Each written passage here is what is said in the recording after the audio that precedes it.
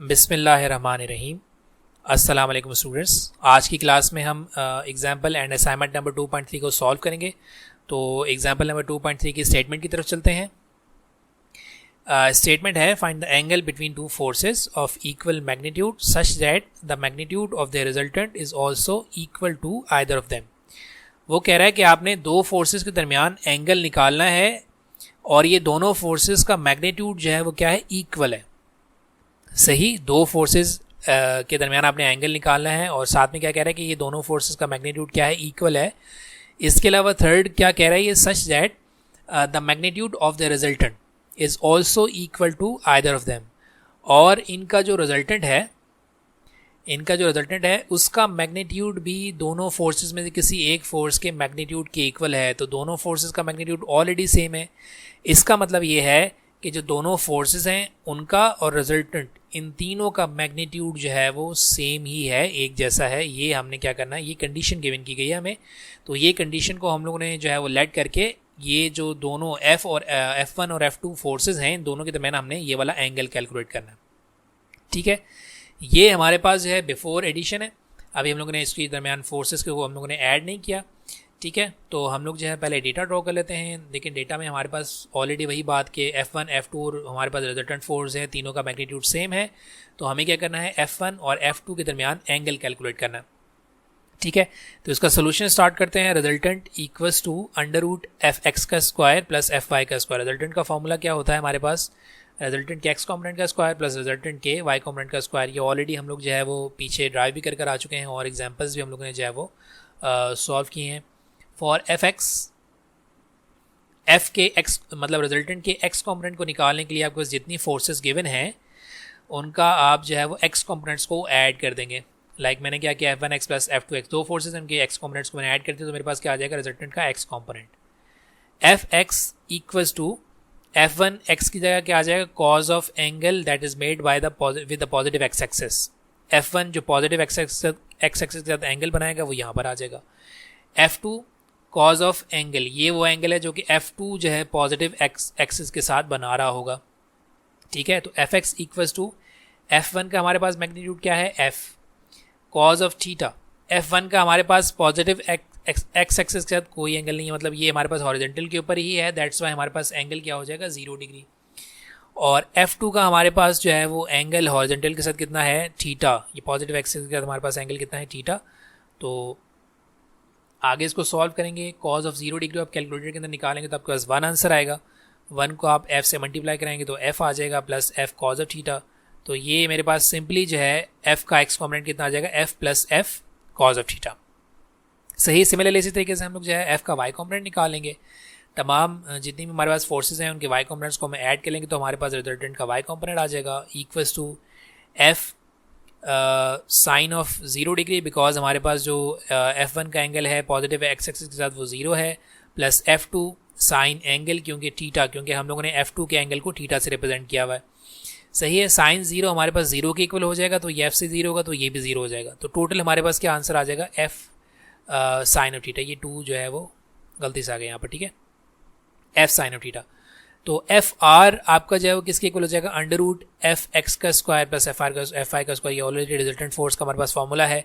दोनों चीज़ें हम लोग निकाल चुके हैं। Fx हमारे पास किसके इक्वल हो जाएगा, F plus F cos of theta का whole square plus F sine of theta का होल स्क्वायर। ठीक है, यहाँ पर हमारे पास a प्लस b का होल स्क्वायर का फॉर्मूला लगेगा। That F square plus 2ab 2F square cos of theta के इक्वल हो जाएगा plus b square that is F square cos square of theta plus F square sine square of theta. सही, F square plus 2F square cos of theta plus F square. यहाँ से मैं F square को, इन दोनों term में से F square को common ले लिया तो क्या हो गया, sign square of theta plus cos square theta. ठीक है, sine square theta plus cos square theta हमारे पास जो है वो ट्रिग्नोमेट्रिक आइडेंटिटी है जो कि 1 की इक्वल होती है। सही, तो यहाँ पर मैंने क्या कर दिया, इसकी जगह मैंने 1 पुट कर दिया। सही, तो मेरे पास ये क्या हो गया, F square plus 2F square plus F square. सही, ये F स्क्वायर और इस F स्क्वायर को मैं ऐड कर दूंगा तो मेरे पास कितना हो जाएगा, 2F square plus 2F square cos of theta. सही, आगे चलते हैं।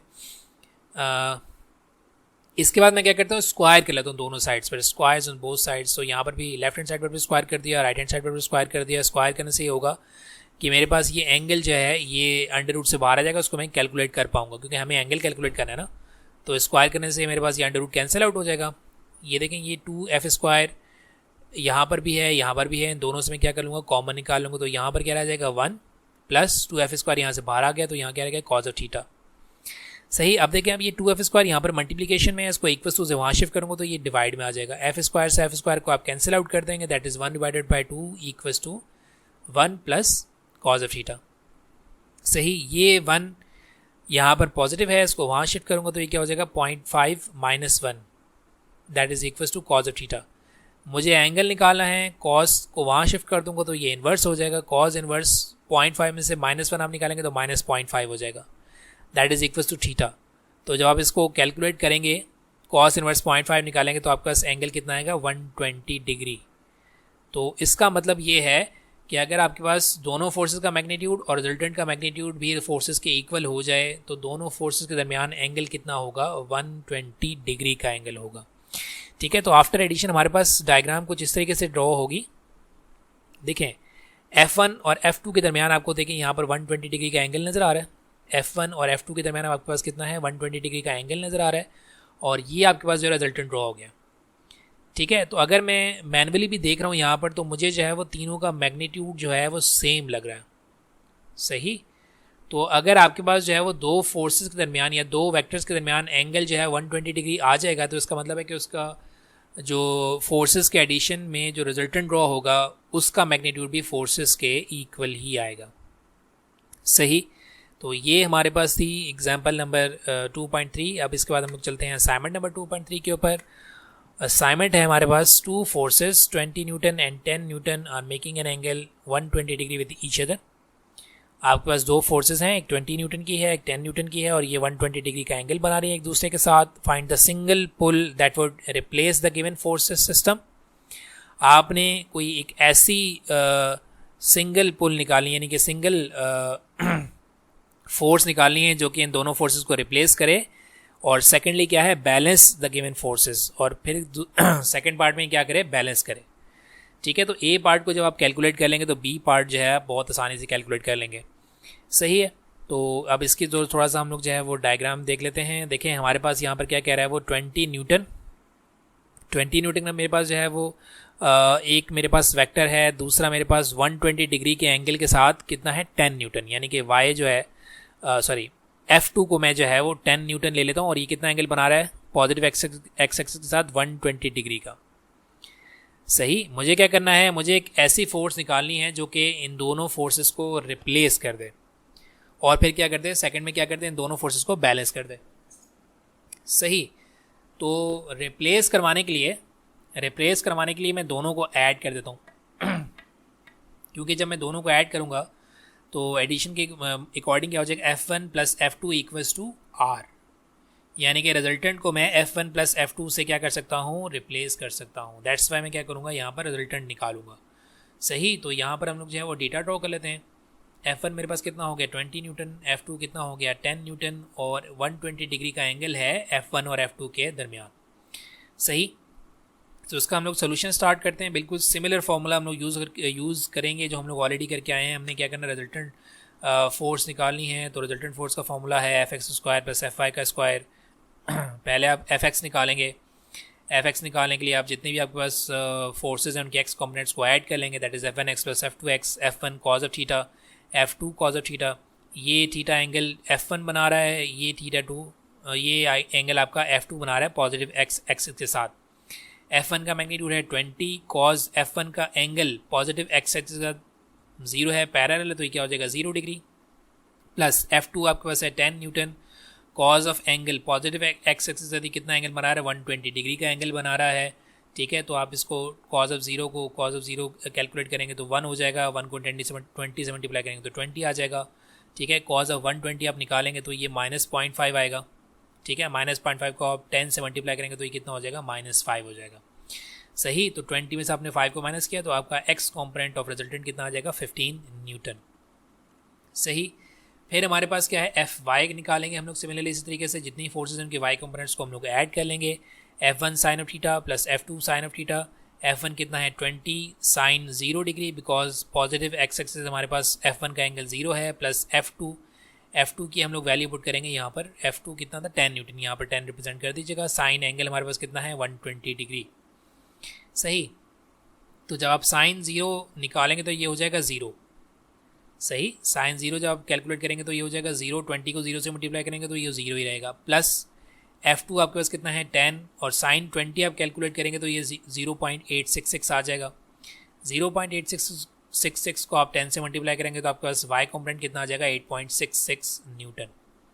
रिजल्टेंट निकालेंगे हम fx का स्क्वायर प्लस fy का स्क्वायर, fx का स्क्वायर 15 का स्क्वायर प्लस 8.66 का स्क्वायर, अंडर रूट लेंगे 299.99।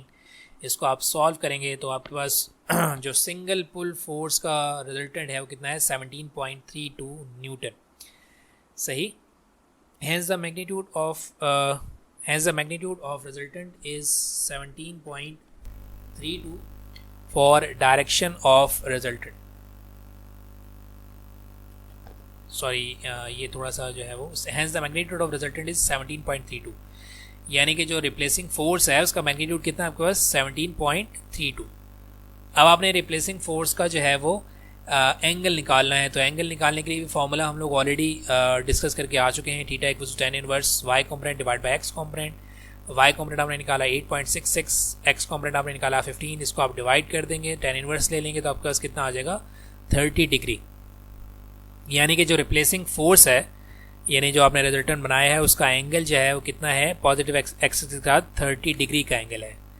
ठीक है, ये मेरे पास जो है ये मेरे पास रिप्लेसिंग फोर्स है। जो आपने रिजल्टेंट ड्रॉ किया ये रिप्लेसिंग फोर्स हो गया। F1 प्लस F2 की जगह मैं R लिख सकता हूँ। ठीक है, तो यही मेरे पास रिप्लेसिंग फोर्स है जिसका मैग्नीट्यूड कितना है 17.32 और इसका पॉजिटिव एक्स एक्सिस के साथ एंगल कितना है 30 डिग्री का। उसके बाद हमने क्या करना है, रिप्लेसिंग फोर्स निकालनी है। ठीक है, सॉरी, ऐसी फोर्स, रिप्लेसिंग फोर्स नहीं, ऐसी फोर्स निकालनी है जो कि क्या करे आपके फोर्सेस को बैलेंस कर दे। ठीक है, तो बैलेंस फोर्सेस के बारे में आपने पढ़ा होगा कि sum of all the forces equals to 0, तो आपके पास फोर्सेस जो है वो क्या हो जाती हैं बैलेंस हो जाती हैं। सही, यानी कि अगर आप 5 न्यूटन की फोर्स राइट साइड पे लगा रहे हैं तो 5 न्यूटन की फोर्स ही आप जो है वो लेफ्ट साइड पर लगाएंगे तो आपका ऑब्जेक्ट बैलेंस हो जाएगा। सिमिलरली इसी तरीके से रिजल्टेंट की ही ऑपोजिट डायरेक्शन में, ऑपोजिट डायरेक्शन में ये मैं एक वेक्टर ड्रॉ कर दूंगा तो ये मेरे पास जो है क्या कर देगी F1 और F2 को बैलेंस कर देगी। सही, क्योंकि आपके पास जो है वो सम ऑफ ऑल द फोर्सेस जो हैं वो क्योंकि 0 के इक्वल हो जाएंगी तो आपके पास दोनों फोर्सेस क्या हो जाएंगी बैलेंस हो जाएंगी। तो the force that balance the forces is opposite the resultant as shown in figure. The direction of balancing force is, देखें इसकी अब मुझे डायरेक्शन निकालनी है, इसकी मुझे क्या करनी है डायरेक्शन निकालनी है। तो ये थर्ड क्वाड्रेंट में आ रहा है, ये कहाँ आ रहा है थर्ड क्वाड्रेंट के अंदर आ रहा है। तो थर्ड क्वाड्रेंट के अंदर एंगल निकालने के लिए आप क्या करते हैं 180 के अंदर 30 को ऐड कर देते हैं, तो ये आपके पास कितना एंगल आ जाएगा 210 डिग्री। यानी कि जो बैलेंसिंग फोर्स का हमारे पास एंगल है वो कितना है 210 डिग्री। सही, ये हमारे पास एग्जाम्पल असाइनमेंट नंबर 2.3। अगर इससे रिलेटेड कोई कन्फ्यूजन होगी आपको या कोई क्वेश्चन होगा तो बेटा आप पूछ सकते हैं, मैं इंशाल्लाह उसका आंसर कर दूंगा। ठीक है, thank you very much and अल्लाह हाफिज़।